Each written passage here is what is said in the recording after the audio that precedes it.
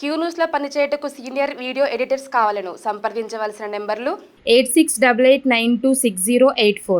అసలు ముచ్చట స్టార్ట్ అవుతుంది. 3 పార్టీలు 3 ప్లాన్లు. నేటి నుంచి అసెంబ్లీ సమావేశాలు. శాసన మండలి కూడా మొదటిసారి తిన్మర్మల్లన్న అడుగు పెట్టబోతుండే ఈరోజు శాసన మండలిలో ఇవాళ వ్యూహాలతో కాంగ్రెస్, బీఆర్ఎస్, బీజేపీ రెడీ. అభివృద్ధి, ప్రజా సంక్షేమమే ఎజెండాగా కాంగ్రెస్. బీఆర్ఎస్ ను సైడ్ చేసి కీరోల్ కు రావాలనుకుంటున్న బీజేపీ.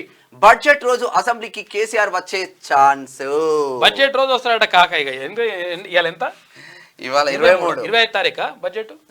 25 తారీఖు వచ్చే అవకాశం ఉందంట. బడ్జెట్ రోజు వచ్చేసి కూర్చొని పోతాడు. మరి కూర్చొని పోతాడో ఏం మాట్లాడతాడో చూడాలి. ఇక అసెంబ్లీ సమావేశాలు మంగళవారం ఉదయం 11 గంటలకు ప్రారంభం కానున్నాయి. అంటే ఇవాళ 11 గంటలకు. ఈ సమావేశాలకు అధికార పార్టీ కాంగ్రెస్ సభ్యులు, ప్రతిపక్ష బీఆర్ఎస్, బీజేపీ సభ్యులు వాళ్ళ వ్యూహాలతో రెడీ అయ్యారు. అభివృద్ధి, ప్రజా సంక్షేమ ఎజెండాగా కాంగ్రెస్ పార్టీ ముందుకెళ్లనుంది. గడిచిన 8 నెలల్లో ప్రభుత్వం తీసుకున్న నిర్ణయాలు, ప్రారంభించిన స్కీములు, ముఖ్యంగా పంట రుణమాఫీతో పాటు ఆ పార్టీ దూకుడు మీద ఉన్నది. అయితే ప్రజా సంక్షేమానికి గ్యారంటీ ఇస్తూ పూర్తి స్థాయి బడ్జెట్కు ఆమోదం తెలపడంతో పాటు ఇతర ముఖ్యమైన అంశాలను కూడా అసెంబ్లీలో చర్చించాలని అధికార పార్టీ భావిస్తుంది.